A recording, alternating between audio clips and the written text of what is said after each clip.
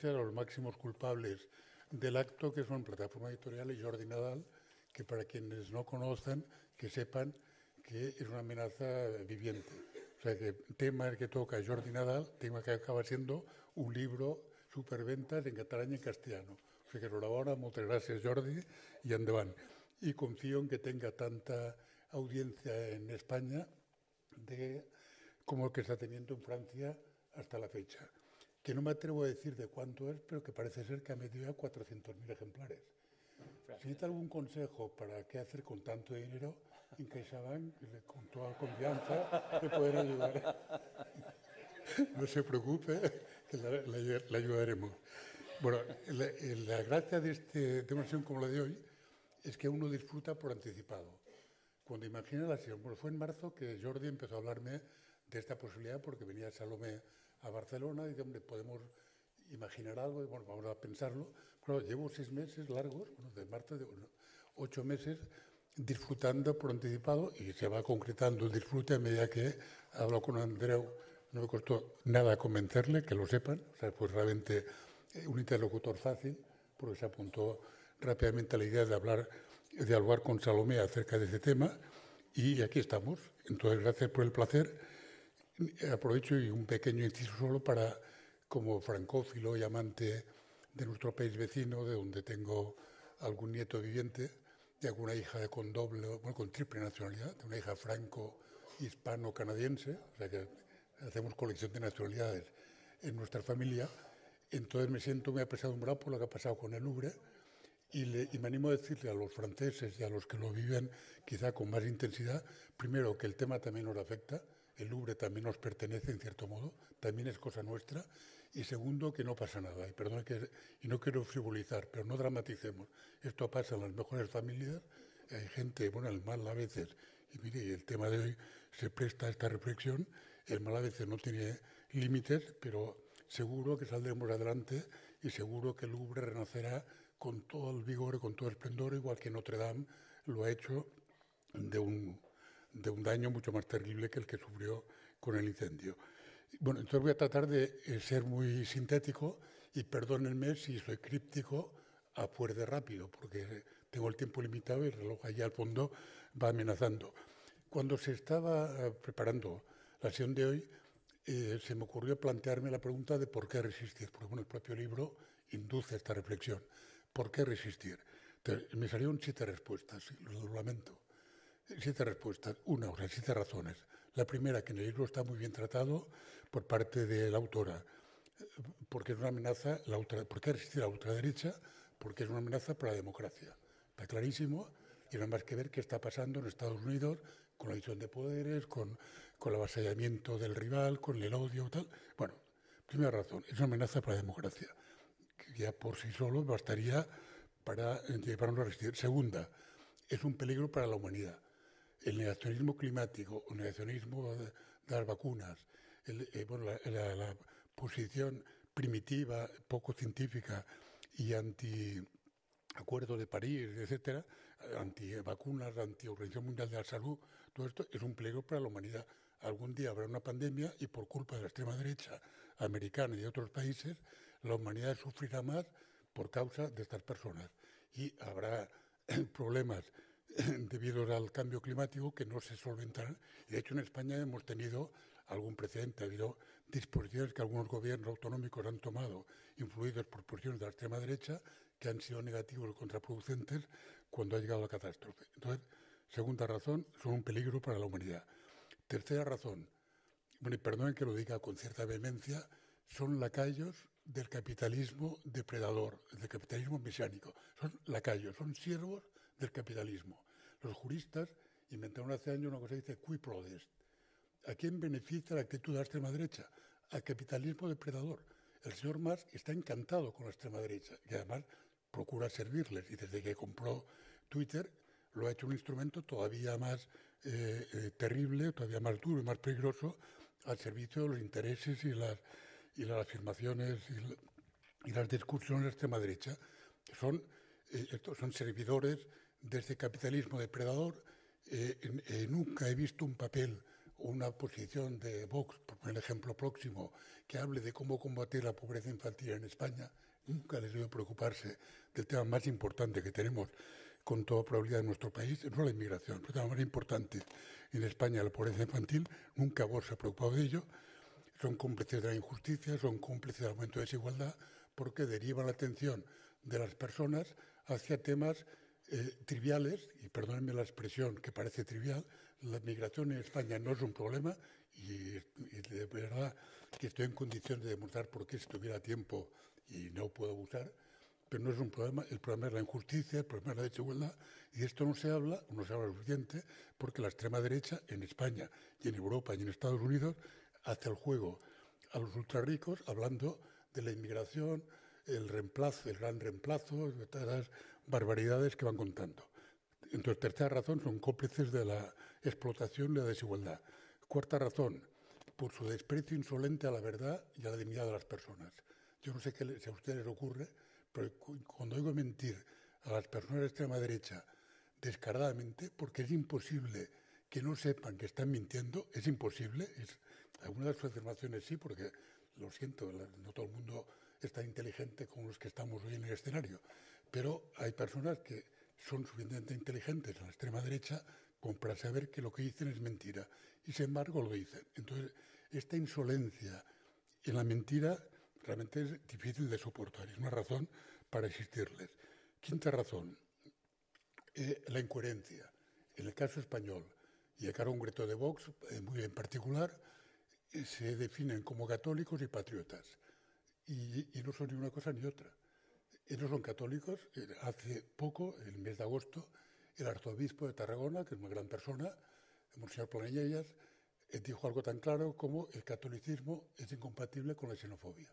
Ya está, con esto basta para darse cuenta de que las posiciones de Vox no son compatibles con el cristianismo. Pueden decir lo que quieran, pero no son católicos, a ojos de la Iglesia Católica, del Vaticano, del arzobispo primado de Cataluña, no son católicos por mucho que lo afirmen, no son católicos curiosos. Y tampoco son patriotas, de lo que también presumen. Un patriota no hace sufrir a sus compatriotas. Un patriota no fractura el país. Un patriota no pone en peligro la cohesión social. Un patriota no es servil respecto a los poderosos que ponen aranceles, que discriminan, que maltratan a Europa. Y un patriota, ninguno de estos patriotas en Francia, en España, en Alemania, ha osado levantar la voz para protestar contra las barbaridades que hace el señor Trump a costa de Europa y a costa de los europeos. Ninguno. Tan patriotas son, no son coherentes con ese falso patriotismo. Con esto nos adentramos en la sexta razón, que las dos últimas, la sexta y la séptima, son las que personalmente más me afectan, si cabe, que son una, la extrema derecha produce dolor y sufrimiento. La extrema derecha, insisto, en España, en todas partes, en Cataluña, en Francia, produce dolor y sufrimiento gratuitos a los inmigrantes y a los nativos.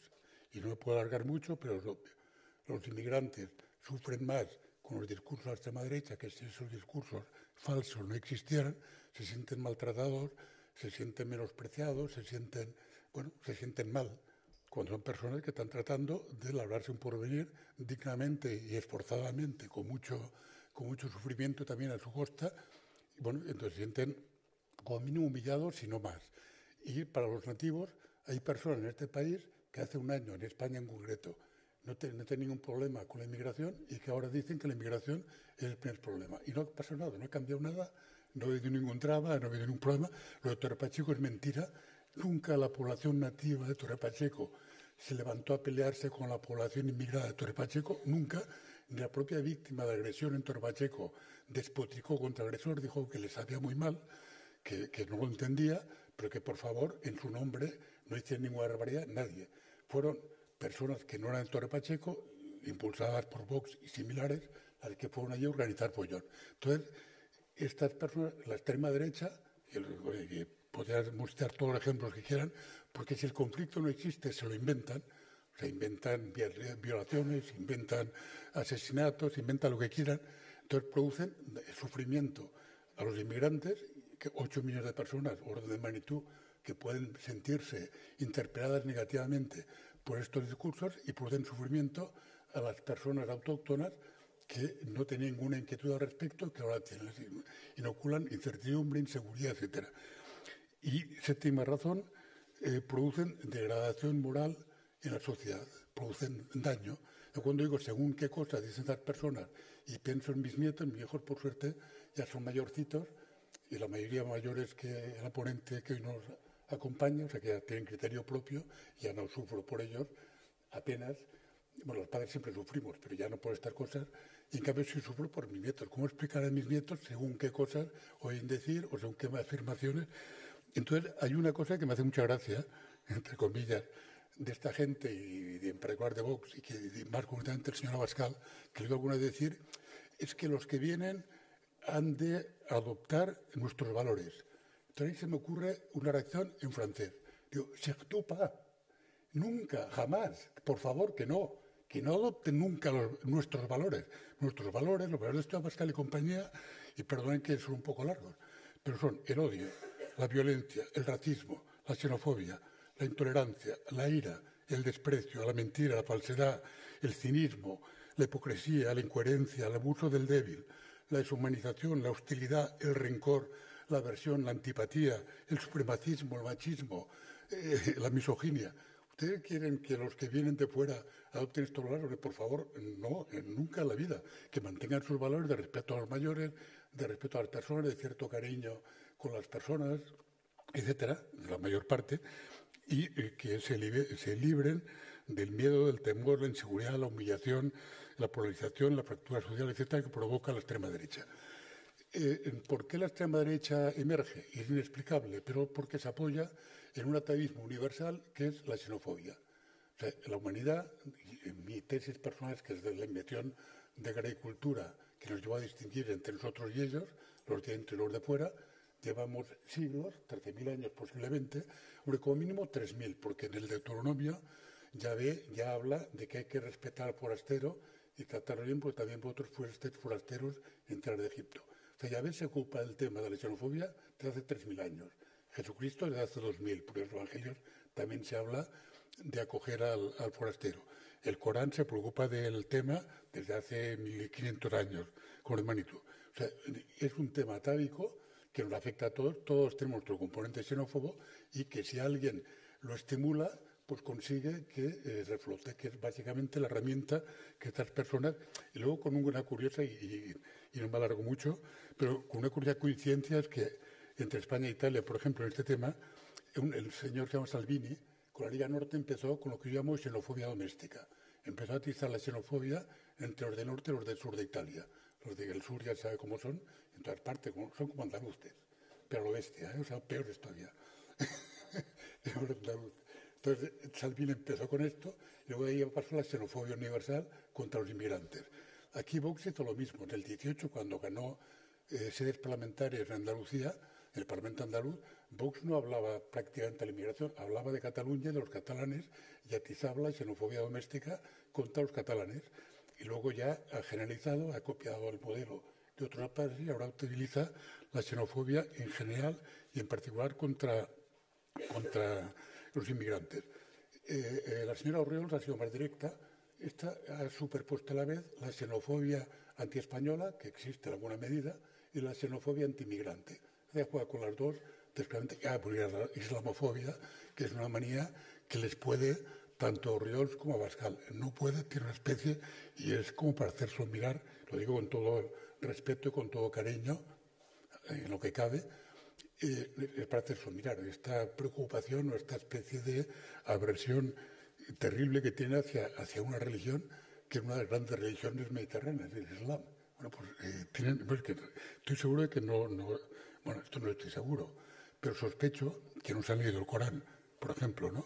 Pero en todo caso, la aversión existe. Y ya acabo, y perdónenme que me he extendido un poco, bueno, ¿cómo resistir? También se me ocurren 4 fórmulas rápidas.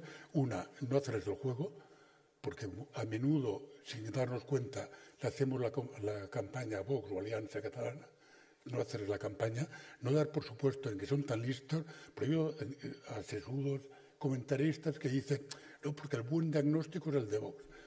En Vox, perdónenme, pero yo creo que son bastante vagos. O O sea, trabajar, no he visto estudios serios hechos por Vox, no he visto ninguno, no conozco ninguno. Pero es que es tan fácil inventar una mentira, decir, no, es que en tal población, pues dice el señor Garriga, que la mitad de los del ingreso mínimo vital se lo va a inmigrantes. Y es ontológicamente imposible. Pues igual, y eso no hay que hacer ningún estudio, ni ningún esfuerzo, entonces no les hagamos el juego, no los promocionemos. Segundo, no les compremos el relato como le ha comprado la derecha en toda Europa desde hace años, en España la derecha española desde hace algo más de un año y en Cataluña la derecha catalana desde hace unos meses. No les compremos el relato. Una simplificación. Cuando el señor Feijóo habla de que para cobrar el ingreso mínimo vital hay que ganárselo, es que el señor Feijóo no es consciente que un inmigrante que llega a este país por avión, que es lo habitual, y entra en Barajas y se queda, que es la forma del 90% de los cientos de miles de inmigrantes que llegan cada año a este país y se quedan, llegan por avión, no llegan en patera, más del 90%, este señor, de ahí hasta que esté en condiciones de cobrar el ingreso mínimo vital, como mínimo 7 años, además de trabajar, en blanco o en negro o como puedan. Como mínimo 7 años, a que esta imagen vinculada de las paguitas, de que el señor inmigrante que llega, pues la atendemos entre todos y le facilitamos vivienda y una paguita es mentira absoluta. Llegan y con mucho sufrimiento consiguen algún día el permiso de residencia vía el arraigo, etcétera, etcétera. Es decir, para llegar a tener ingreso mínimo vital en concreto, mínimo, si todo va bien, 7 años. O cuando dicen, una joven diputada decía recientemente que hay que, al señor que llega y viene para delinquir, hay que decirle que se vaya. Entonces me imagino en Barajas 100 millones de turistas cada año preguntando a los 100 millones que si viene a delinquir, que por favor que no se queden. Entonces no hay que comprar el relato, hay que buscar unos cómplices, los grandes derechos humanos, las grandes religiones, etcétera, y hay que explicar la realidad.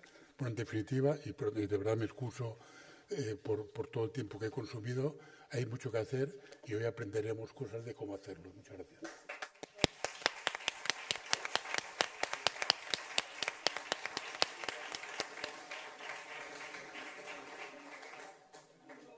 Si, encore. 3 minutes. Bonjour, Valérie Nicolas. Je suis la directrice de l'Institut français. J'ai simplement un mot à dire.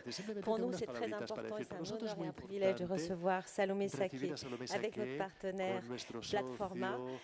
Dès que le livre est sorti en France, j'ai cherché à savoir qui prendrait les droits en Espagne. Je suis ravie de travailler avec toi aujourd'hui de nouveau. Très bonne soirée avec 2 personnalités. Salomé, la trentaine, journaliste engagée. Je pense que c'est la voix la plus écoutée aujourd'hui en France par la jeunesse sur les questions de jeunesse, de climat, d'égalité. Et se rencontrer avec Andréou. Andréou, merci d'être avec nous. Andréou, comme vous savez tous, un tracé incroyable de journalistes, d'écrivains, militants, engagés dans les grands mouvements antifranquistes.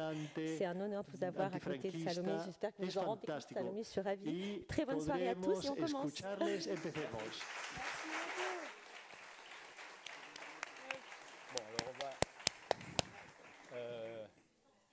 Ça va? Ho sentiu tots? Sí? M'escucháis bien? Bona tarda, bonsoir, Salomé, bonsoir madame, bona tarda Jaume i director també de l'editorial.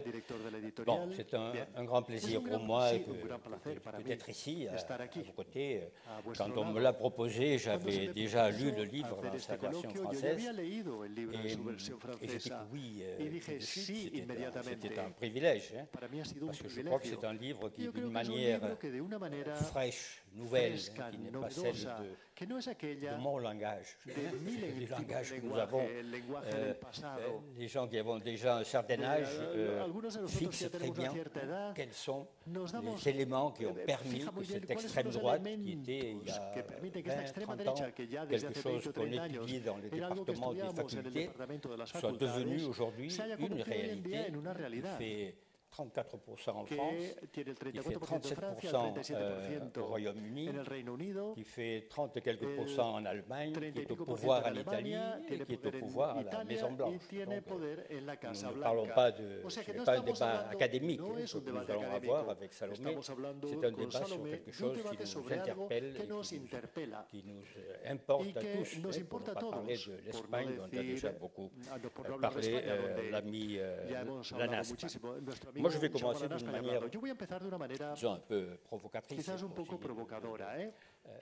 d'animar una mica el debat.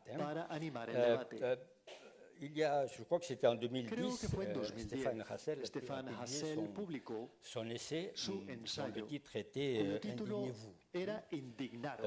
Vous publiez donc 15 ans après un essai dont le titre est « Résister ». Ce n'est pas tout à fait la même chose. Il y a un glissement du langage, comme si aujourd'hui on ne devait pas s'indigner. S'indigner est quand même un verbe qui anime à l'action, alors que résister est un verbe qui anime à se mettre dans la barricade et d'essayer de parer les effets de... Est-ce que ce glissement est voulu chez vous? Est-ce qu'il est le résultat de l'évolution politique qu'il y a eu dans le monde et en France en particulier? Ou est-ce que tout simplement vous avez voulu faire un livre qui étant un livre très engagé, beaucoup apprécié, n'est quand même pas un pamphlet, militant? Déjà, merci beaucoup pour cet accueil. Merci d'être aussi nombreux et nombreuses. Merci à l'Institut français, vraiment, pour l'accueil. Au Club de Roma, au Paloma Kaya, je regarde parce que je ne peux pas me planter dans la prononciation. Et bien sûr, merci à Plataforma Editorial de me permettre d'être là. Juste avant d'aller plus loin, je suis assez curieuse de savoir qui dans la salle parle français. Levez la main. Donc quand même, vous allez m'écouter. C'est pour savoir comment je m'exprime. Je vais essayer pour le traducteur de ne pas aller trop vite parce que je sais que j'ai tendance à parler extrêmement vite et d'être de toutes et tous. Donc sur cette question de l'indignation, déjà moi je pense que je me distingue de Stéphane Hessel en ce que lui il a été un grand résistant, un grand diplomate, que c'est une figure historique et que moi c'est pas du tout le cas, je suis simplement un journaliste qui a été témoin des bouleversements politiques qu'on a vus en France ces dernières années, mais en réalité un peu partout dans le monde et particulièrement dans le monde occidental. Et j'ai voulu documenter, donc je crois que c'était peut-être pas déjà la même démarche, puisque c'est un livre avant tout qui vise à alerter, certes, mais avec de l'information précise, sourcée. Le premier objectif de ce livre, c'était que les personnes qui le lisent puissent s'emparer de l'information qu'il y a dedans et la diffuser à leurs proches. Ce qui n'était pas forcément le cas du livre de Stéphane Hessel, qui avait vraiment tendance à avant tout appeler à cette impulsion. Après, je ne pense pas qu'il appelle moins à l'action, simplement qu'aujourd'hui, je constate, dans mon travail de terrain aussi, auprès de personnes de territoires différents, principalement en France, qu'il y a un désarroi, il y a une espèce de... parfois de désespoir qui prend le dessus. Cette impression qu'on vit une période politique qui est une fatalité. Si vous êtes français ou si vous venez en France, que de toute façon, l'extrême droite va arriver au pouvoir. Qu'on est obligé d'en passer là, que ce serait l'époque, que ce serait un mouvement global. Et moi, c'est face à ce discours-là aussi que j'ai voulu appeler à résister, non pas à résister dans... Mon micro, désolé. Non pas à résister dans une resistirlo en una forma inmovilista, sino al contrario, en la resistencia creyendo en la esperanza. De hecho, en el libro existe esta frase de Jean-Paul Sartre.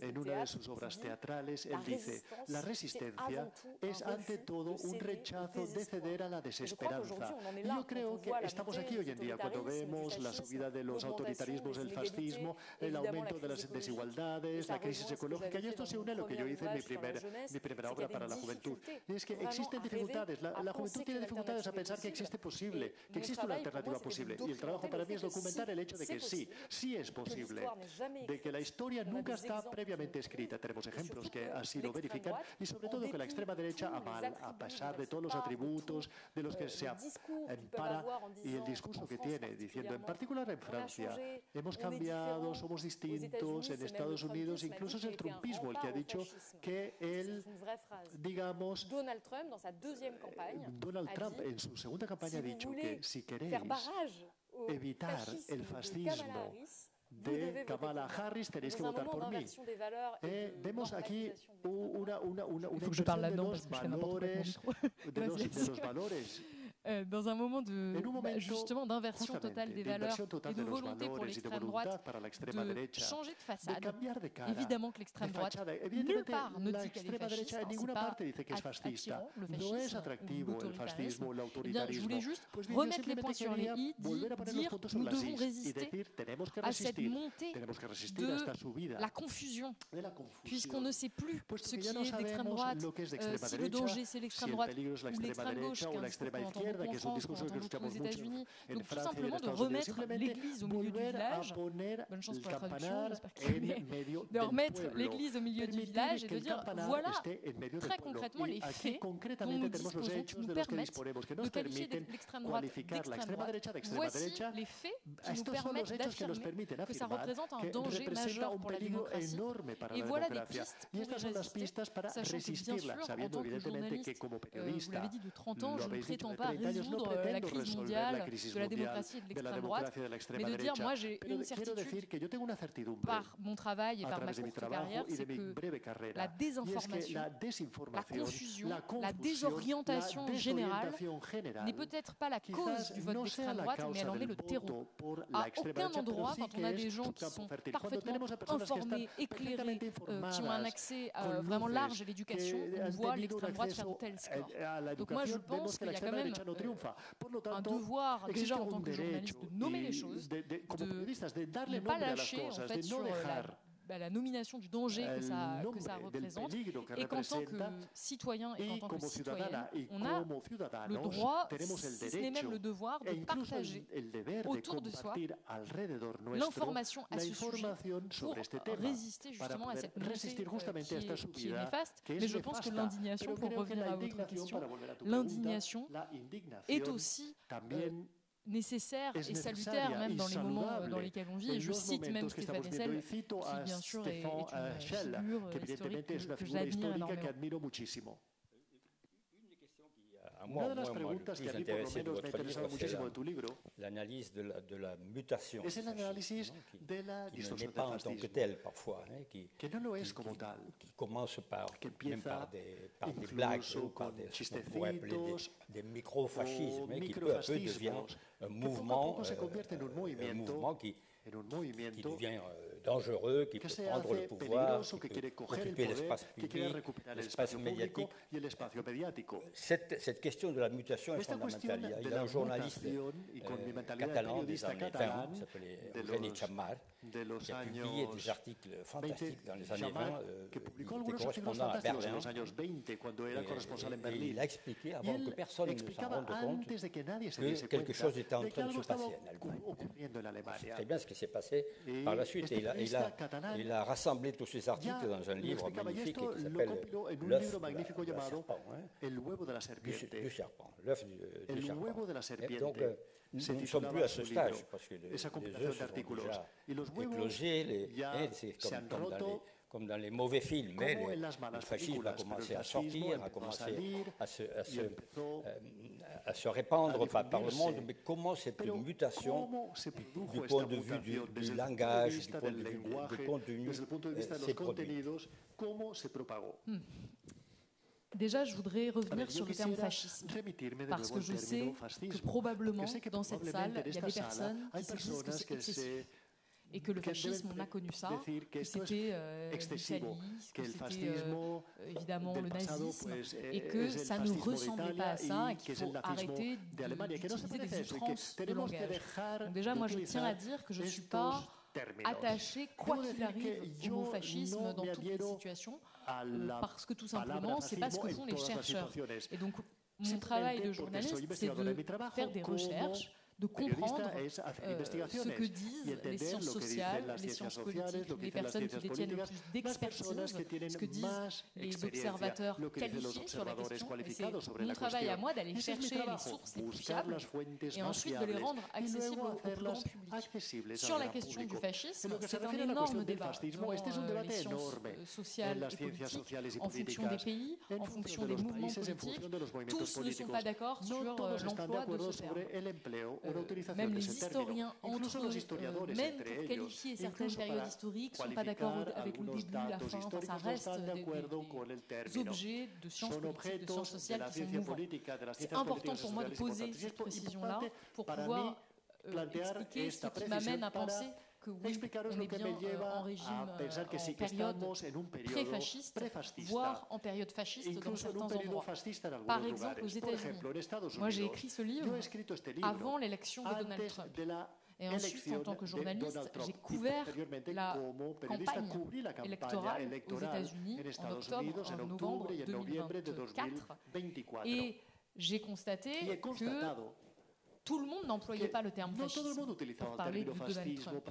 Et d'ailleurs, pendant le premier mandat de Donald Trump, des historiens très prestigieux, des références internationales sur, par exemple, la France de Vichy, la France sous l'occupation nazie, comme Robert Paxton, disaient non, on ne peut pas employer le terme fascisme. Attention, le risque, c'est de tomber dans une relativisation extrême de tout et de ne plus avoir d'échelle pour qualifier. Une bonne partie des chercheurs parlaient déjà à l'époque de risque fasciste, n'étaient pas allés jusqu'à le qualifier de fasciste. Pendant la campagne-là, des historiens de renom comme Robert Paxton ont passé le pas et ont dit si là, c'est du fascisme. Ça coche tout un tas de critères qui, nous, en tant qu'historiens, nous permettent d'affirmer ça.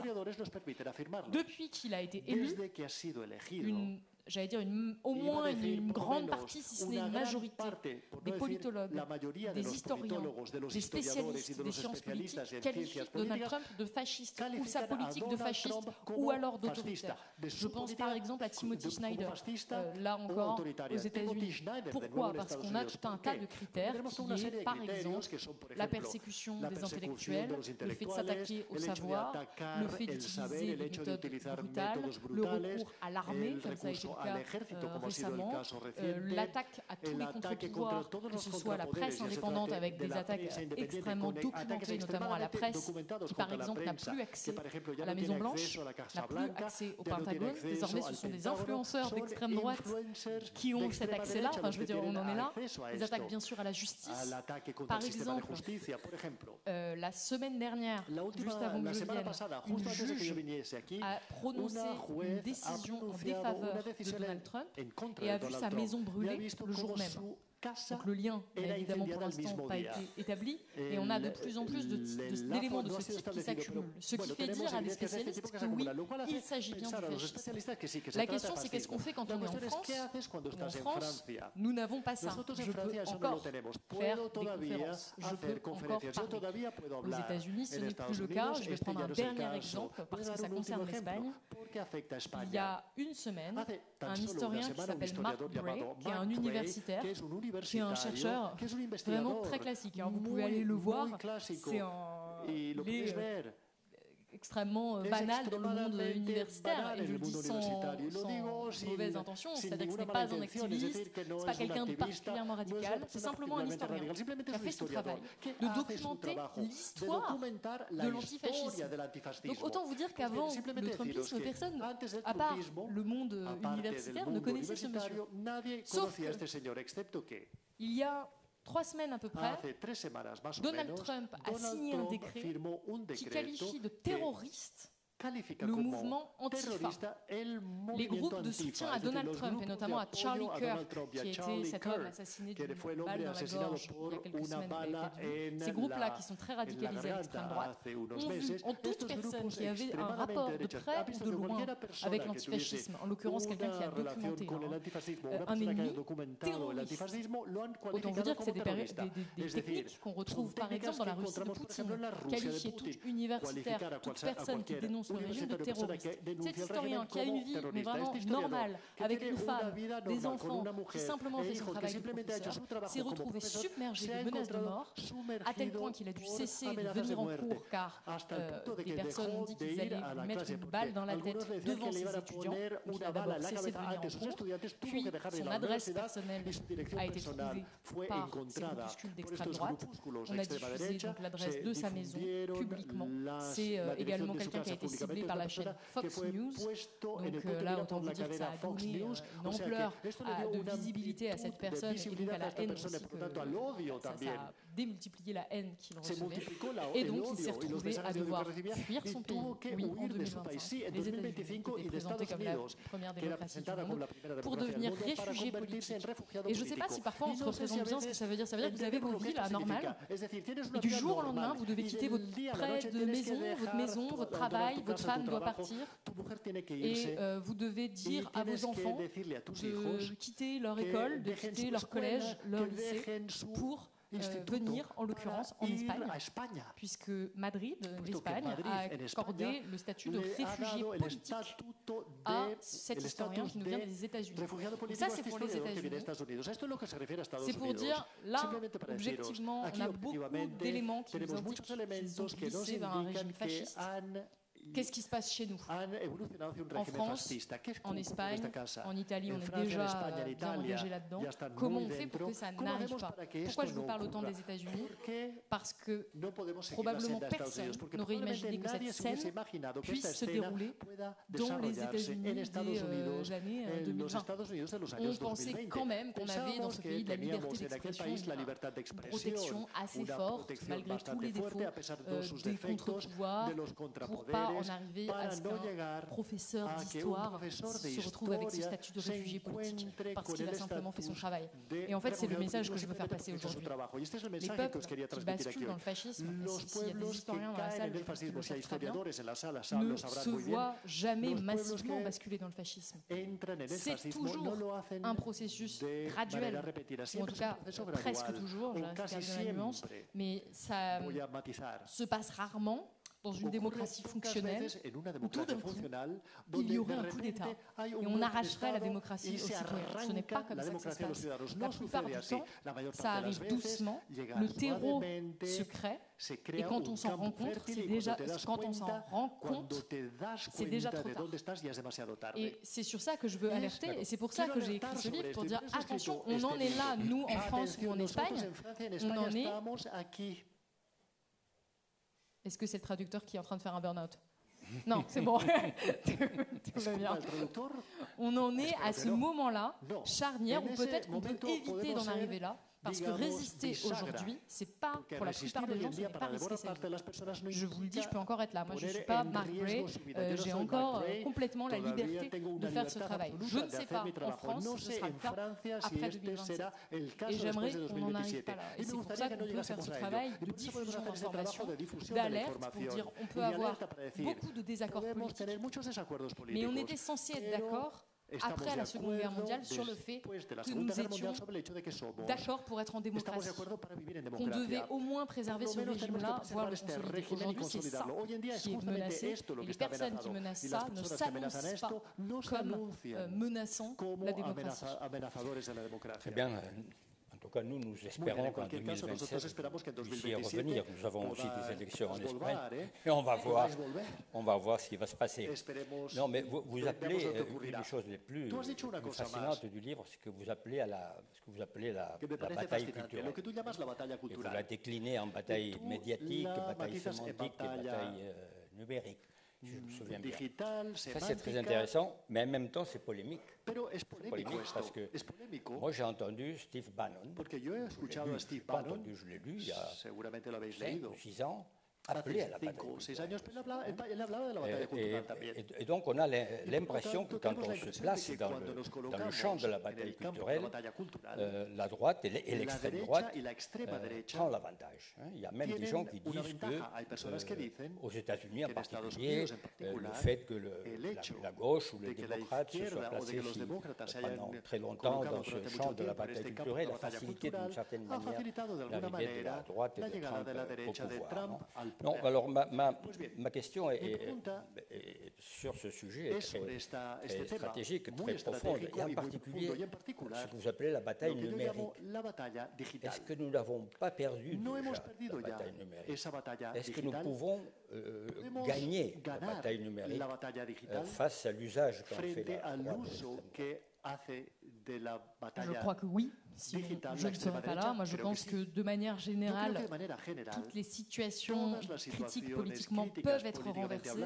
Et s'il y a des Français dans la salle, je pense qu'ils savent ce que nous avons vécu au mois de juin 2024, où l'extrême droite a remporté de manière fulgurante les élections européennes.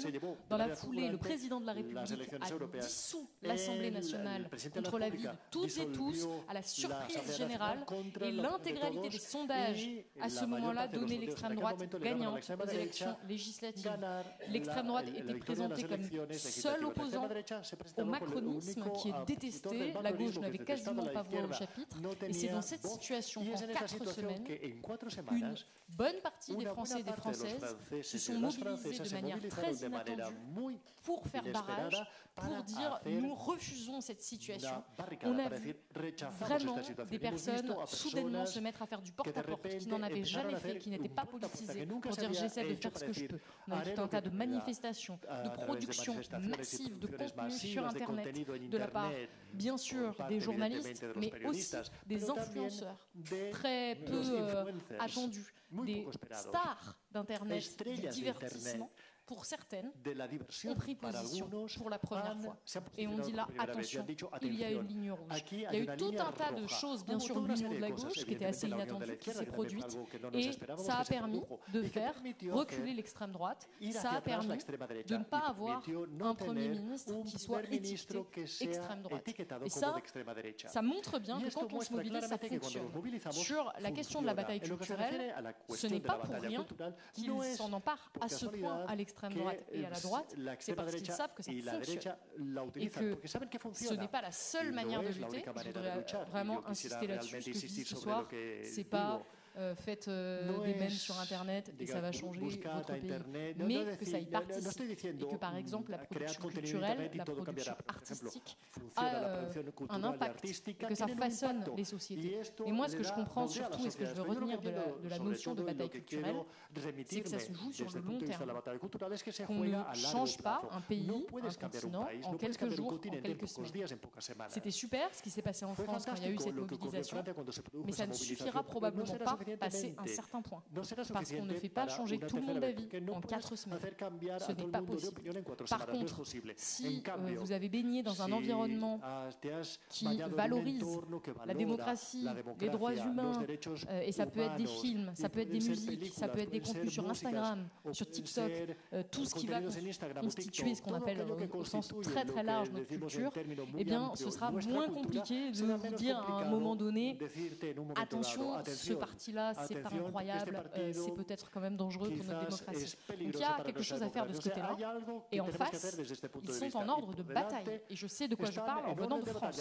Parce qu'en France, c'est particulièrement fort du point de vue des médias, du point de vue d'Internet, ce qui se passe, c'est-à-dire qu'on a notamment des milliardaires, on a notre fierté nationale, Vincent Bolloré, Vincent, je vois qu'il y a des Français dans cette salle, Vincent Bolloré, qui est un multimilliardaire, un des hommes les plus riches de France, qui a décidé de mettre sa fortune au service du triomphe de l'extrême droite. Ça passe par le rachat de médias, de maisons d'édition, de salles de spectacle, aujourd'hui même de salles de cinéma et de diffusion de cinéma, évidemment par des achats concernant la production même de films, ça touche absolument à tous les domaines. Et ces dernières années, non seulement son empire s'est élargi, mais on en voit les conséquences. On a vu en France des médias complètement changer de ligne éditoriale. On a vu une explosion des fausses informations sur ces chaînes qui ont été diffusées. Ce que je vous dis, ce n'est pas une opinion. Il y a eu des condamnations, notamment de l'ARCOM, l'Institut de surveillance des médias. Il y a eu des condamnations en justice pour appel à la haine raciale, notamment. Donc, ce n'est pas moi qui prouve que c'est d'extrême droite. Il y a vraiment eu tout un tas d'institutions officielles qui ont désigné ces endroits comme diffusant de la haine. Et donc, tout ça est en train de prendre de la puissance. Et aujourd'hui, il rachète même des comptes Twitter. Il rachète même des outils d'influence sur les réseaux sociaux. Quand je dis il, c'est au pluriel et ça concerne d'autres milliardaires d'extrême droite, car nous en avons d'autres, nous en avons plusieurs. Un petit nouveau, Pierre-Édouard Stéin, en France, un autre monsieur qui a décidé de financer massivement l'extrême droite. Et donc pourquoi ils font ça? Parce que ça fonctionne. Et en face, on ne peut pas rester inactif, on ne peut pas dire que ça ne me concerne pas. Peut-être que vous, je vois que c'est un public très intergénérationnel et des personnes de générations différentes, peut-être que vos enfants ou vos petits-enfants tombent sur des contenus d'influence culturelle d'extrême droite.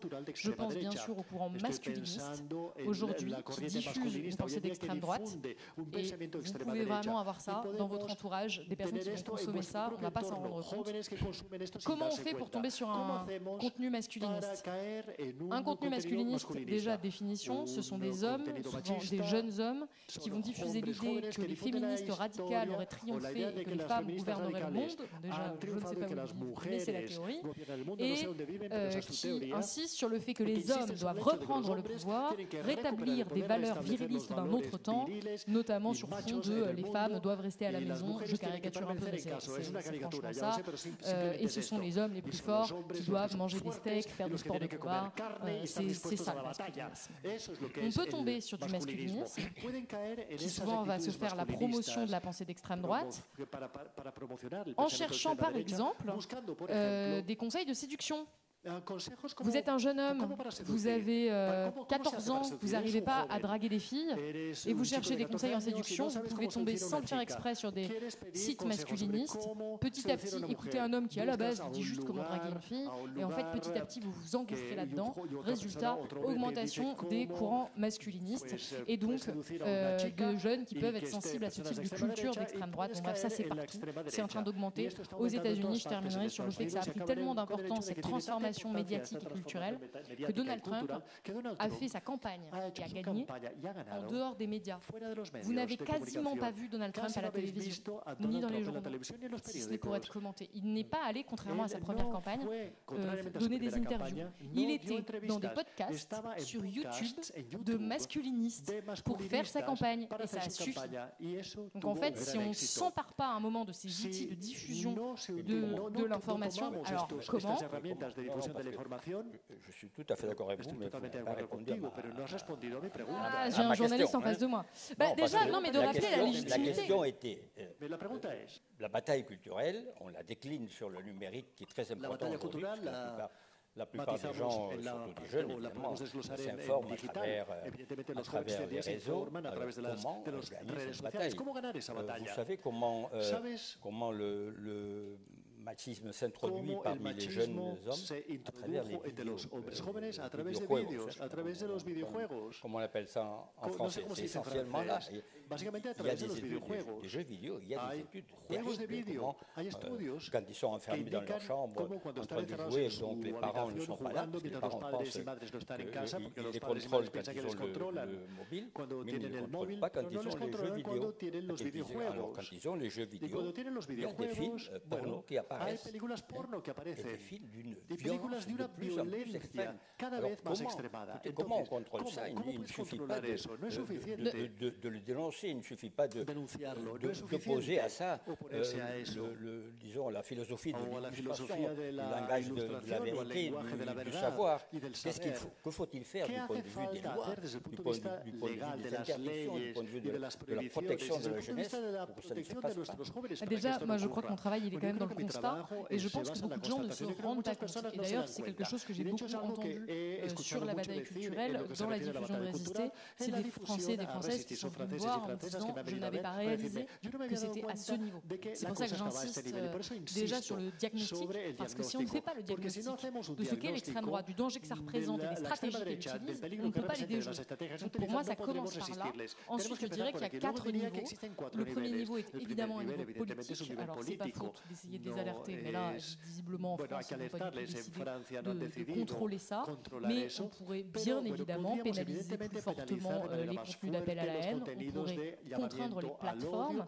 Je pense par exemple à X, Twitter. Moi, je vous dis, j'ai un historique avec cette plateforme qui permet d'illustrer le problème, qui est que c'est une plateforme désormais détenue par un milliardaire d'extrême droite, où circule, en dépit d'ailleurs du droit européen qui interdit ça. Il y a quand même à la base une directive européenne qui interdit de diffuser tout un tas d'appels d'antisémitisme, tout type d'appels à la haine. Moi, j'y suis régulièrement menacée de mort. J'ai porté plainte en France pour menaces de mort, pour insultes, pour menaces de viol, qui ont eu lieu publiquement sur cette plateforme. Pour l'instant, je n'ai toujours pas de nouvelles, parce que les autorités doivent avoir la collaboration de ces plateformes pour pouvoir accéder au nom réel des personnes qui m'ont menacé. J'imagine que ça n'aide pas. Donc on a la question de la législation face à ces plateformes qui massivement participent à diffuser ces fausses informations, cette vision du monde. Ça, c'est au niveau politique. Moi, je peux le dire, on peut faire le diagnostic. Pour l'instant, visiblement, ils ont décidé de ne pas faire grand-chose. On peut toujours faire de la pression citoyenne, tout simplement, sur ces questions-là. Vous pouvez écrire à vos députés, à vos élus, essayer de créer une pression politique. Deuxième axe, il y a la question de la production. Vous pouvez, si vous travaillez dans le milieu culturel au sens extrêmement large, au sens médiatique, vous pouvez vous dire que vous allez vous aussi produire du contenu. Ou par exemple, si vous travaillez à l'Institut français, vous dire que vous allez programmer quelqu'un qui va parler de ça. Je pense qu'à tous les endroits où on a un impact de près ou de loin sur la diffusion et la création de cette information, de ce que vous avez appelé la philosophie du savoir, je crois qu'on peut agir. Simplement, il faut quand même se rendre compte de la nécessité, encore une fois, de faire ça assez urgemment. Ensuite, il y a la question du soutien financier. Ça, c'est aussi quelque chose que vous pouvez faire si vous en avez les moyens. Soutenir les médias indépendants, les productions culturelles qui vous intéressent, si vous-même, vous ne pouvez pas les produire. Vous pouvez soutenir des ONG, par exemple, qui se battent pour documenter, pour diffuser des informations sur la liberté de la presse. En France et à l'international, il y a par exemple Reporters sans frontières. C'est un exemple parmi de très très nombreux qui fait un travail extrêmement important aussi dans cette bataille culturelle de documenter les violations du droit de la presse à l'international. C'est grâce à eux qu'on sait notamment ce qui se passe aux États-Unis. Donc ça peut être quelque chose qu'on peut faire. Et ensuite, quatrième aspect, vous pouvez diffuser cette information ou ces œuvres culturelles, tout ce qui permet de jouer dans la bataille culturelle. Et c'est important de le dire parce que je crois que sur Internet, il y a une majorité silencieuse. Il y a beaucoup de personnes qui juste regardent des contenus qui ne sont pas des personnes haineuses, mais qui ne vont pas forcément commenter, partager, essayer de donner de la visibilité.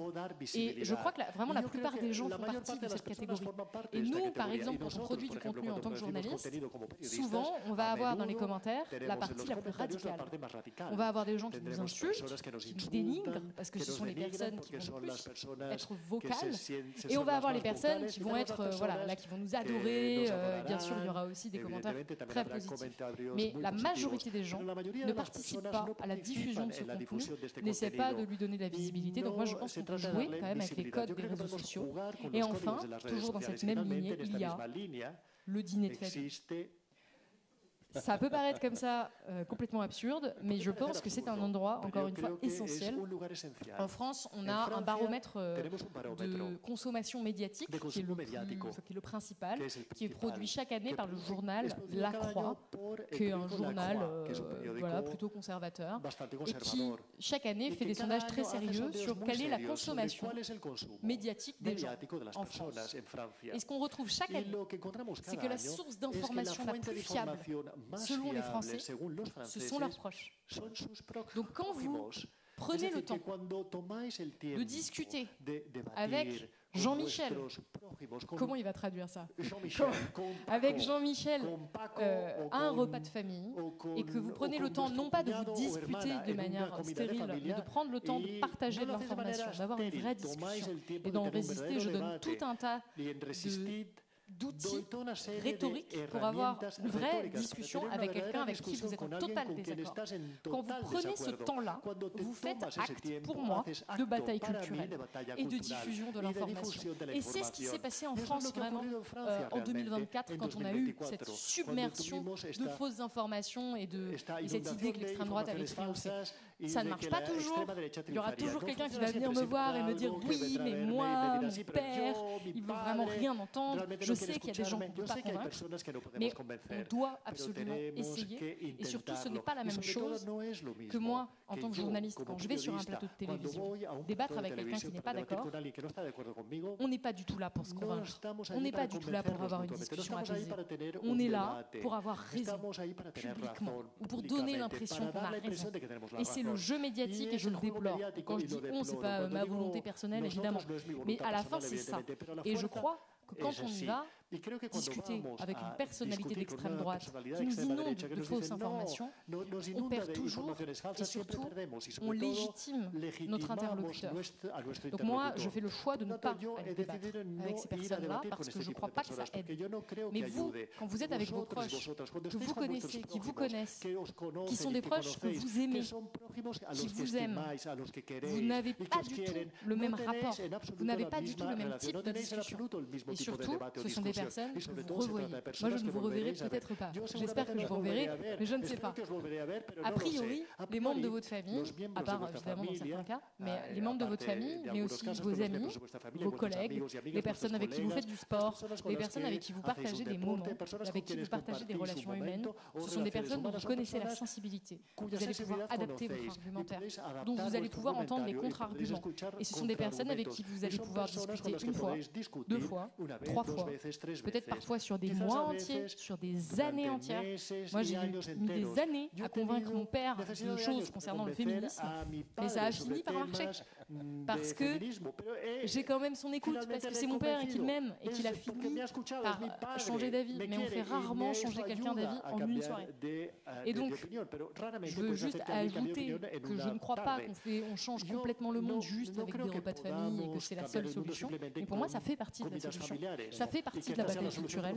Et je crois que c'est quand même avant tout une question de masse, parce que je continue profondément à croire qu'en France et en Espagne, vous avez encore moins d'extrême droite que nous, même si je sais que ça monte, on a des majorités démocrates, de personnes qui ont plein d'idées reçues, de désaccords, mais qui globalement ont envie de vivre en démocratie. Et c'est maintenant qu'on peut continuer à faire ça, parce que si toutes et tous là, quand vous sortez, tous, on va se mettre à parler aux personnes autour de nous, à engager ce dialogue, je crois que ça peut être un rapport puissant contre le fascisme. Et aux États-Unis, c'est précisément ce qui ne s'est pas passé. Aujourd'hui, il y a deux Amériques, deux États-Unis. Il y a une partie extrêmement conservatrice et une partie plus démocrate. Ces deux personnes vivent dans des pays différents, avec des réalités parallèles, avec des réalités différentes, qui ont été très bien documentées dans un livre qui s'appelle Le double voyage au cœur du monde miroir de Naomi Klein, où elle écrit à quel point il n'est plus possible de se parler, puisque si je vous dis, il y en a un qui va dire que cette table est blanche et un autre qui va dire que cette table est rouge, et on ne peut plus avoir de discussion quand on n'a plus de réalité commune. Aujourd'hui, on a encore une réalité commune ici, je crois, dans beaucoup de pays d'Europe, et il est essentiel de pouvoir la défendre pendant qu'on peut encore. Non, merci. Je dois dire, pour les gens de ma génération qui vont lire le livre, c'est un des aspects les plus intéressants. Cette micro-politique quotidienne, cette attitude quotidienne, d'essayer de faire face à ce monde qui nous inquiète, pas seulement par des grandes manifestations, par des formes politiques qui est celle des années 60, 70, mais par cette quotidiennité de la résistance. Après, ça marche aussi. Je tiens à dire que je ne veux pas décrédibiliser les autres formes de mobilisation. Je trouvais ça très, très intéressant. Mais est-ce qu'on peut parler de politique française? Avec plaisir, j'adore. D'accord. Non, alors, parce que vous avez énuméré quelques-unes des causes qui expliquent l'émergence du parti de Marine Le Pen, qui, d'après les derniers sondages que j'ai regardés juste avant de venir ici, est l'année à 34% à peu près. Alors, c'est quand même un résultat extraordinaire qui dépasse même, si je ne me trompe pas, le résultat qu'elle a eu aux élections européennes. Donc, il doit y avoir une explication multifactorielle, et il doit y avoir aussi une explication politique. Alors, quelle est la responsabilité d'un côté et quelle est la responsabilité de la gauche dans le résultat que fait Marine Le Pen? C'est la question à 1 million. C'est la question à laquelle on a beaucoup de mal à répondre. Encore une fois, moi, ce que j'essaie de mettre dans mes livres et dans mes travaux, c'est les trucs dont on est certain. Il y a des consensus. Il y a un consensus scientifique. C'est vraiment de citer des personnes, d'être la plus précise possible. La cause du vote d'extrême droite n'est pas établie de manière consensuelle du côté des chercheurs, du côté des personnes qui traitent de cette question. Il y a évidemment plein de pistes, mais il y a des thèses contradictoires victoire. Donc, dans le livre, je renvoie des sources sur différents ouvrages qui traitent de cette question beaucoup plus en profondeur et qui est éminemment complexe. Donc, je commence par ça, parce que c'est extrêmement important. Il n'y a pas de certitude. On a encore une fois des grands axes. On sait que ça se passe dans des milieux, par exemple, où il y a eu de la désindustrialisation en France. On sait que cette question des réseaux sociaux a une influence, mais de déterminer exactement qui, quoi, comment, où et pourquoi, c'est extrêmement c'est impossible en fait. En tout cas, aujourd'hui, moi, en m'appuyant sur tout ce que j'ai pu lire sur le sujet, tout ce que j'ai pu observer, ça me semble évident que d'ailleurs aucun parti politique en France n'est dénué de responsabilité, et que personne aujourd'hui peut se dire j'ai tout bien fait, ça s'est très bien passé du côté des partis politiques. C'est dans les premières lignes du livre, parce que je pense que là il y a quand même besoin de faire un examen de conscience collectif sur ce qui s'est passé pour qu'on en arrive là. Il y a même eu un moment au début où Mitterrand a facilité un peu. Absolument, c'est sous Mitterrand qu'on a la première intervention de Jean-Marie Le Pen sur la chaîne, la première chaîne, où en fait ce qui va se passer c'est que Jean-Marie Le Pen va être interviewé dans... Je crois qu'on est dans les années 80, je suis quasiment certaine, et qui va pour la première fois à la télévision nationale pouvoir dérouler son discours de haine. Et le résultat, ça a été le même, et c'est la dynamique qui a suivi pendant toutes les décennies après. C'est qu'on a quelqu'un qui tient des propos extrêmes, la plupart des gens qui s'insurgent, mais une partie de plus en plus importante de personnes que ça n'insurge plus, que ça ne choque plus, parce que ça se banalise. Et ça, c'est vraiment une dynamique qu'on a vue dans les médias, où l'extrême droite s'est exprimée de manière de plus en plus fréquente pour dire des choses de plus en plus extraordinaires, avec quelque chose qui a élargi ce qu'on appelle la fenêtre d'Overton. La fenêtre d'Overton, c'est ce qui est acceptable dans le champ du débat public, où par exemple, pendant très longtemps, ça c'est vraiment un exemple français qui marche bien, pendant très longtemps en France, l'avortement, c'était acquis. On ne discutait pas de si les femmes avaient le droit d'avorter ou pas. Pendant plusieurs décennies, ça aurait été choquant. Eh bien, récemment en France, notamment dans le cadre de la constitutionnalisation de l'avortement, qui était une bonne nouvelle, il y a eu des personnes qui ont pu s'exprimer pour dire que ce n'était pas aux femmes de décider de ce qu'elles faisaient de leur corps. Ça, c'est l'élargissement de la fenêtre d'Overton.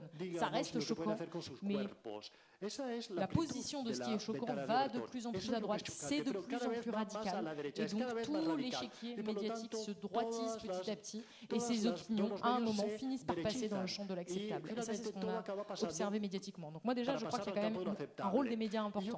Ce qui me permet de le penser également, c'est ce qui s'est passé en Belgique. En Belgique, ils ont autre chose, un autre système. C'est un cordon sanitaire. Dans les années 90, il y a eu une percée de l'extrême droite. Il y a eu une règle sur laquelle se sont mis d'accord les Belges. Ils ont dit on ne traite pas l'extrême droite comme un parti comme les autres. Donc, dans les médias, on ne les invite pas. C'est un cordon sanitaire. À l'Assemblée nationale, on ne collabore pas avec eux. Enfin, au Parlement, on ne collabore pas avec eux, quoi qu'il arrive. Et on constate quand même qu'en Belgique, notamment en Wallonie, il y a des taux d'extrême droite beaucoup moins importants que ceux qui sont en France. Alors, corrélation ne veut pas dire causalité, mais on peut quand même constater ce système qui a été extrêmement différent. Et ensuite, sur la responsabilité des politiques, moi je crois qu'il y a une responsabilité majeure du macronisme, parce que pour avoir regardé l'intégralité des discours d'Emmanuel Macron depuis qu'il est président, et j'aimerais une prime pour pénibilité au travail, pour avoir tout suivi, parce que c'est mon métier, pour avoir vraiment tout suivi de ce qui s'est passé, son discours a changé. Et c'était la même stratégie, il savait que la plupart des Français ne voulaient pas de l'extrême droite. Et donc en faisant discrètement et de moins en moins discrètement monter l'extrême droite, il se posait en seule alternative et avait une bonne partie du pays qui continuait à voter pour lui, non pas par adhésion, mais par peur de l'extrême droite. Et il a compris que c'était la meilleure façon pour lui de gagner que d'installer l'extrême droite en seul adversaire politique. Le problème étant bien sûr qu'il s'est fait prendre à son propre jeu. Comment a-t-il fait? Il a fait passer des lois qui ont été créées par l'extrême droite. Je pense par exemple à la loi immigration, qui est une loi qui a été saluée par Marine Le Pen, la présidente du RN, qui a dit mais c'est une victoire pour nous, merci beaucoup de le faire passer. Donc là, quand on a voté pour Emmanuel Macron, on ne pensait quand même pas en arriver là. Et ensuite, tout simplement, dans le discours, petit à petit, il a commencé à mettre l'extrême droite et l'extrême gauche, la gauche, puisqu'en France, il n'y a pas du tout d'extrême gauche massive, je le rappelle, sur le même plan. Et en faisant ça, il a banalisé le danger que représentait l'extrême droite, il a banalisé l'extrême droite, il a participé à installer cette confusion, et c'est toujours la même chose. Il a fait monter, lui, et le macronisme de manière générale, également en intégrant des ministres, des responsables politiques dans son gouvernement qui tenaient des propos d'extrême droite, qui n'étaient pas étiquetés extrême droite, et qui, au fur et à mesure, sont de plus en plus nombreux. Et maintenant, on se retrouve avec une extrême droite qui est plus que jamais banalisée, légitimée, avec laquelle on débat allègrement, comme si c'était des responsables politiques comme les autres, avec des médias qui sont habitués à cette extrême droite qui est de plus en plus puissante, qui est de plus en plus forte, et qui parle de mieux en mieux, qui a parfaitement réussi son exercice de dédiabolisation. Évidemment, on se retrouve dans la situation dans laquelle on est. Je terminerai vraiment sur un seul point qui est pour moi le plus inquiétant.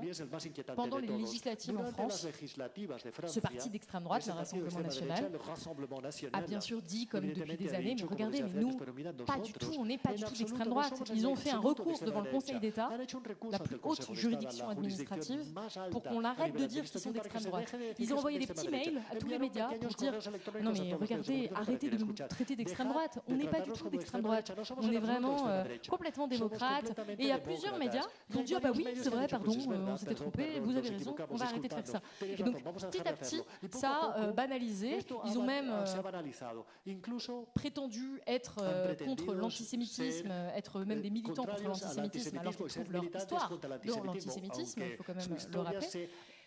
Et pendant les élections, qui ont été organisées un peu vite quand même par le Rassemblement national, il y a des journalistes qui ont fait leur travail, qui sont allés voir un peu qui étaient ces candidats. Et surprise, on a trouvé des néo-nazis, on a trouvé des personnes qui portaient des casquettes nazies, qui tenaient des propos racistes. Il y a même un monsieur qui aujourd'hui est député de la République française, qui a dit qu'il fallait établir une distinction entre les races. Il y a plusieurs personnes qui ont dit que l'avortement, c'était l'équivalent de la Shoah, parce qu'on avait tué tellement d'humains avec ces avortements. Donc ça a permis à plusieurs personnes en France, beaucoup de gens, d'y voir clair et de dire oula, une casquette nazie, pas super idée, ça ressemble quand même beaucoup à de l'extrême droite.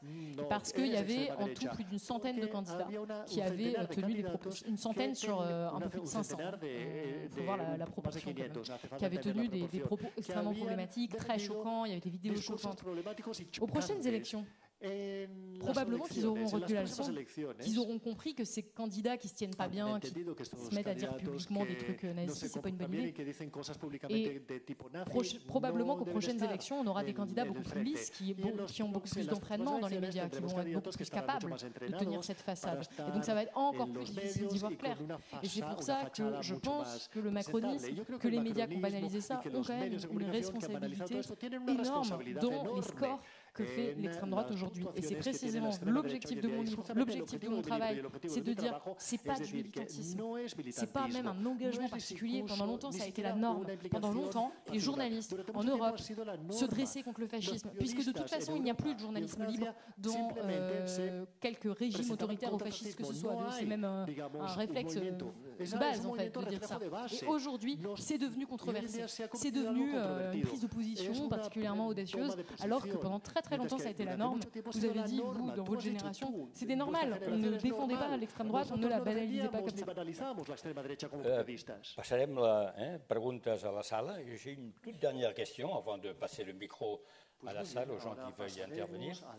Sur une question que vous avez touchée, mais juste en passant, il y a beaucoup de gens qui disent, même des amis, qui sont... Même certains gens de gauche qui disent finalement il faut les laisser gouverner. Parce que, en les laissant gouverner, on va voir ceux qui sont. Ils seront incapables de gouverner parce qu'ils savent parler dans les réseaux sociaux, mais ils ne savent pas gestionner. Quelle est la réponse à donner à cet argument qui prend de plus en plus de force à mesure que l'extrême droite dépasse les 30%? Oui, c'est un argument que j'ai énormément entendu aussi, qui pour moi trouve sa réponse dans la culture politique. Dans les exemples historiques et contemporains que nous avons de l'extrême droite, on constate factuellement qu'on sait quand l'extrême droite arrive au pouvoir et qu'on ne sait pas quand elle repart. Et on l'a vu évidemment avec l'exemple du Brésil, par exemple, qui a vu son ancien président Jair Bolsonaro condamné ce mois-ci à 27 ans de prison parce qu'il a intenté un coup d'État. Heureusement, les Brésiliens ont réussi à empêcher ça, mais ce régime d'extrême droite-là, allié de Donald Trump, voilà ce qui s'est passé. Il y a de plus en plus de personnes aux États-Unis qui se demandent s'il va y avoir des élections. Si Donald Trump, qui techniquement n'a pas le droit de briguer un troisième mandat, ne va pas annuler les élections ou organiser des élections truquées. En tout cas, il y a de plus en plus de choses qui nous permettent de commencer à croire ça. On a aussi l'exemple, par exemple, de Viktor Orban en Hongrie, qui a tellement abîmé la démocratie, qui s'est tellement attaqué au contre-pouvoir, à la justice, à la presse, qu'en fait, il y a un moment où il n'est même plus possible, où il est devenu très très compliqué de faire campagne dans ces conditions, de faire émerger, ne serait-ce que faire émerger la moindre opposition que ce soit. Et ensuite, on a des régimes, on le voit, les régimes autoritaires. Je pense évidemment à la Russie, où en fait aujourd'hui il y a des simulacres d'élections, mais c'est extrêmement compliqué de se dire qu'on va potentiellement renverser ce régime-là au vu de la manière dont ça s'est durci ces dernières années. Donc en fait, ces régimes-là comportent un risque. Moi, je ne suis pas voyante. Je ne sais pas ce qui va se passer en France si l'extrême droite arrive au pouvoir. Il y a tout un tas de nuances d'extrême droite. Peut-être que ce sera l'extrême droite la moins virulente, et peut-être que ce sera l'extrême droite fasciste. La question que je pose, c'est est-ce qu'on a envie de prendre ce risque? Parce que la seule certitude qu'on a, c'est qu'on ne sait pas jusqu'où ils vont aller, mais que de par la nature de ces partis-là, ça représente un danger démocratique majeur. Donc aux personnes qui disent on va essayer, moi j'ai pas envie de tenter personnellement. D'accord. Bien, paraules.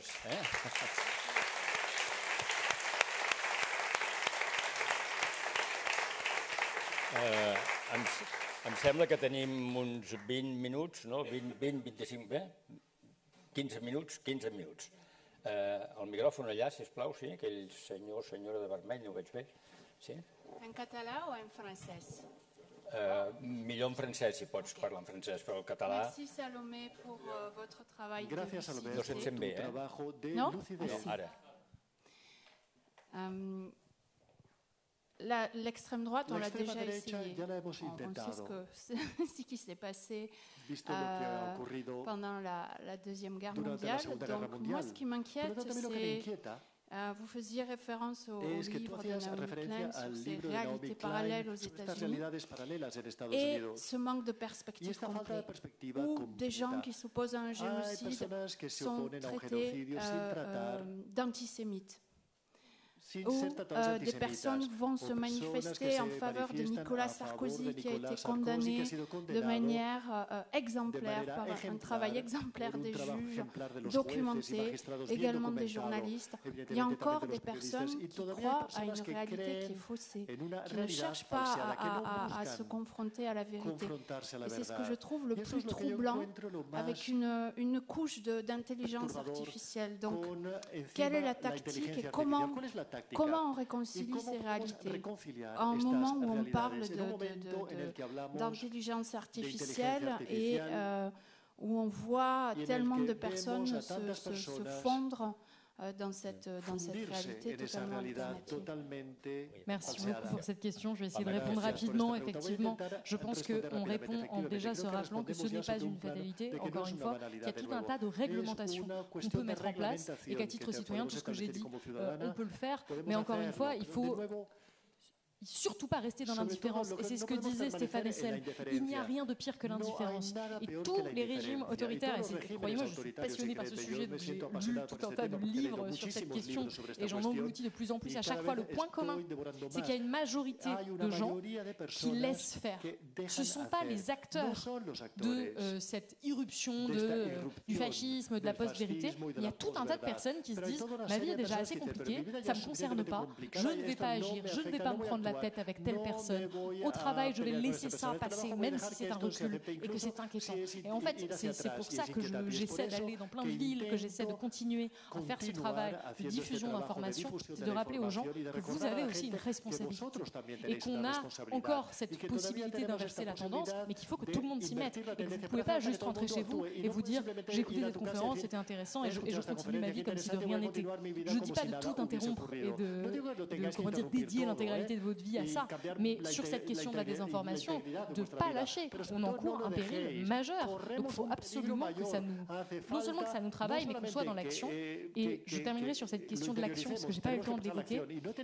Peut-être que vous ressentez de l'angoisse si vous êtes là en pleine semaine à venir écouter une conférence sur le fascisme et l'extrême droite. Peut-être que vous n'êtes pas super serein et que vous ne faites pas partie des personnes que je dois le plus sensibiliser. Probablement que c'est déjà un sujet qui vous intéresse, mais l'action permet de faire face à cette anxiété.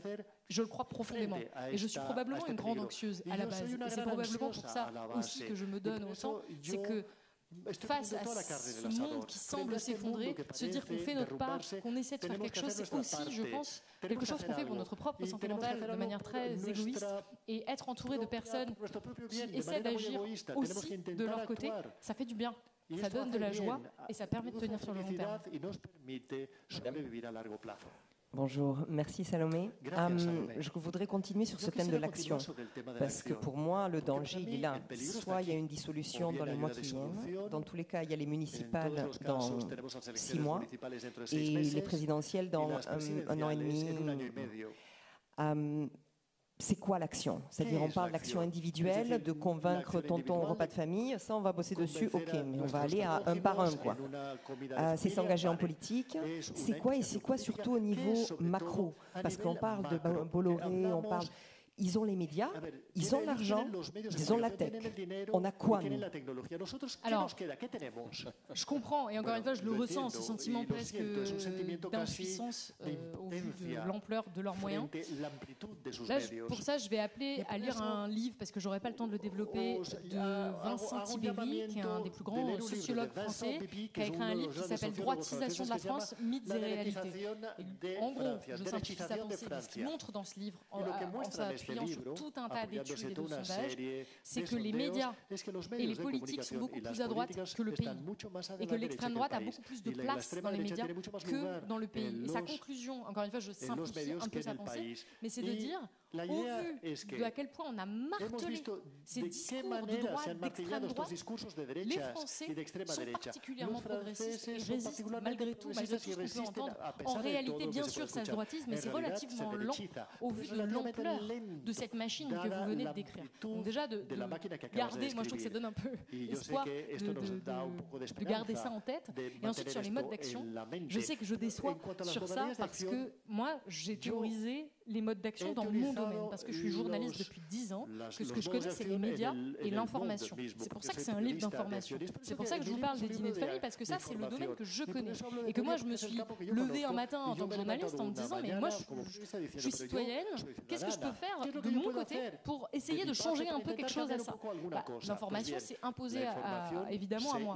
Mais vous qui êtes dans cette salle, vous avez des domaines de compétences différents, vous avez des territoires différents, vous connaissez des personnes différentes, et il faut simplement pour moi que vous posiez la question de ce que déjà vous pouvez faire à votre échelle. Et on constate tout un tas de mouvements. Vraiment, à chaque fois que je vais donner des conférences comme ça, il y a des personnes qui viennent et qui me disent « Moi, j'ai pensé à faire ça ». Par exemple, un truc qui m'a marqué d'un conseil de parents d'élèves, de parler de ces questions-là. Jamais j'y aurais pensé, je n'ai pas d'enfant. C'est un endroit où j'aurais jamais pensé qu'on puisse potentiellement faire une action. Vous avez toutes et tous des endroits où vous pouvez avoir des idées. Mais encore une fois, pour moi, c'est déjà d'avoir cette impulsion de passer à l'action. Pour moi, ça passe déjà par l'indignation. C'est déjà ce que disait Stéphane Hessel. En gros, c'est que, bien sûr que l'indignation va rien résoudre toute seule. Mais par contre, elle est à l'origine des mouvements qui ont changé le monde. À chaque fois, il y a eu des personnes, au début, c'était juste des personnes indignées et qui se sont dit, ça suffit. Ensuite, sur comment on gagne, s'il y a des personnes qui parlent français, je vous conseille un podcast que je trouve formidable, qui vient de paraître, qui s'appelle « Et parfois, on gagne de la journaliste Victoire Tuaillon, et c'est pour Arte Radio.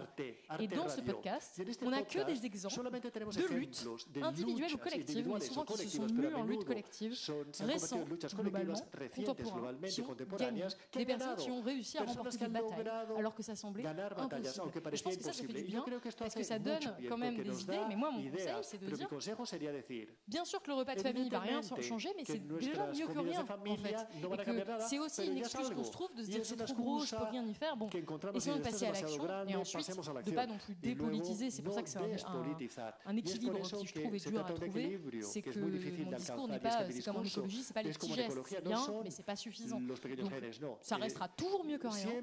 Mais généralement, ce que je constate chez les personnes à qui je dis allez, va parler à un dîner de famille ou essaie de faire cette diffusion d'informations, c'est que les gens s'intéressent, ont commencé à parler avec des personnes qui sont aussi intéressées par ces questions-là, vont avoir des discussions qui peuvent être des discussions fécondes, vont se dire tiens, si on créait tel comité de quartier, et vraiment, on en a plein des exemples en France qui ont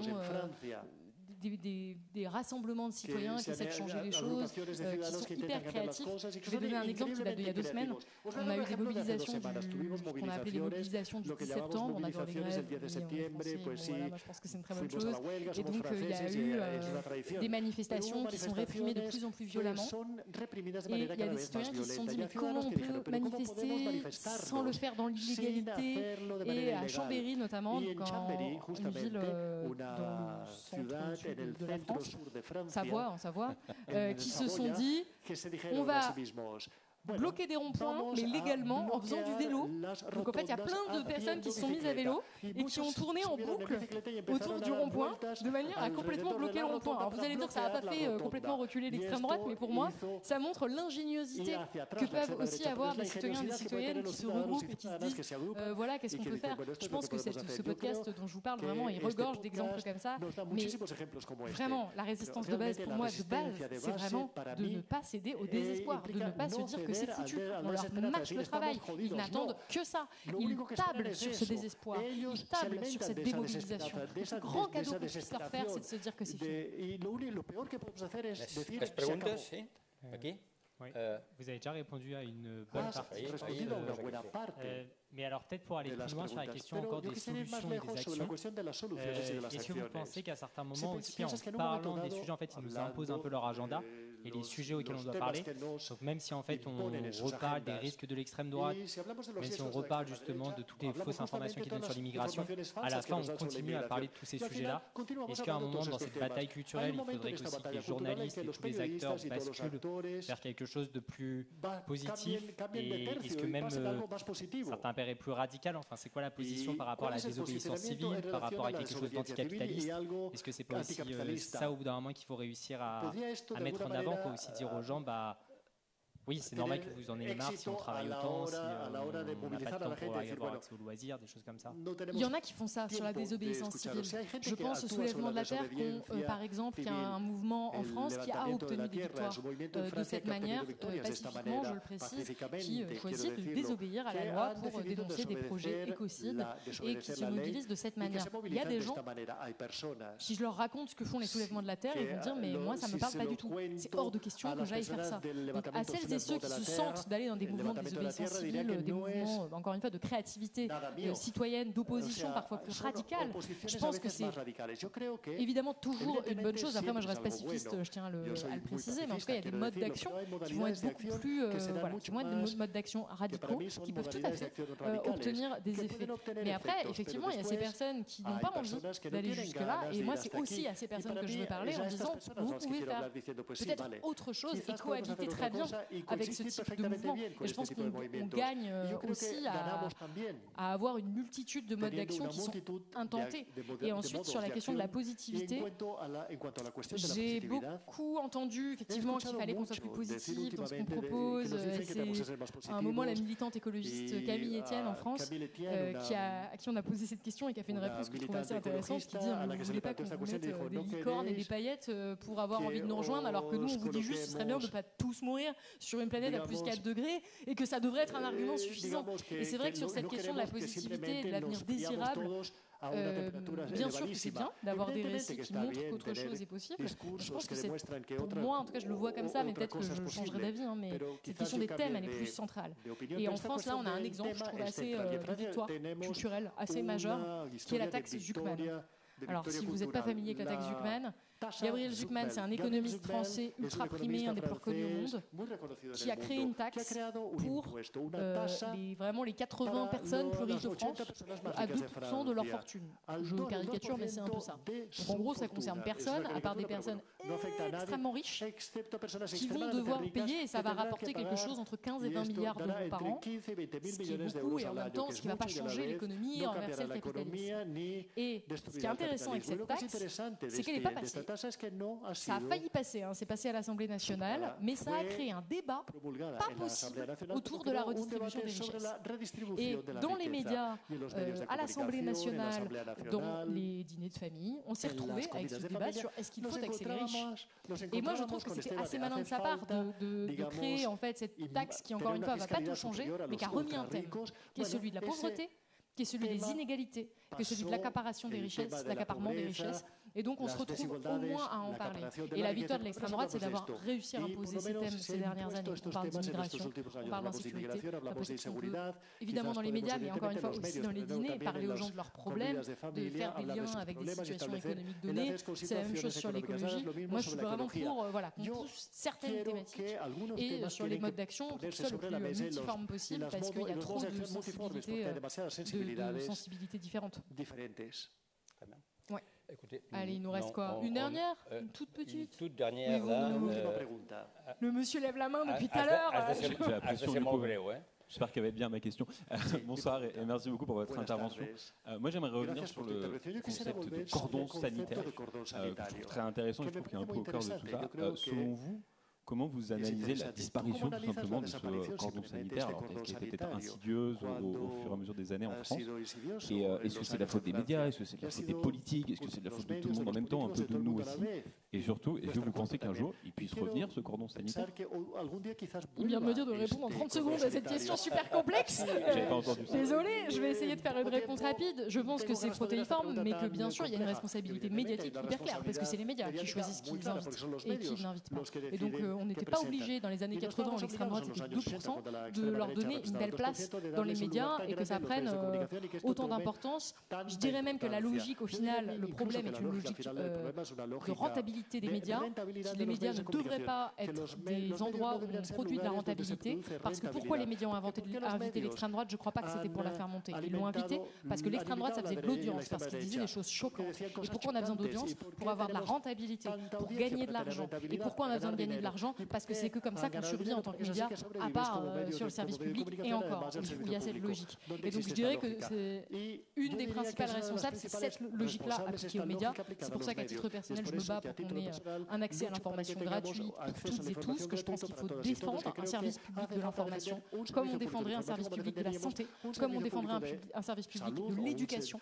On a le droit, dans des démocraties, d'avoir accès à des informations qui ne répondent pas justement à cette logique de la rentabilité, mais à la logique du bien commun. Et je m'arrête là, parce que sinon on va me dire que j'ai parlé trop longtemps. Merci de votre écoute, merci d'avoir été aussi nombreux et nombreuses. Écoutez,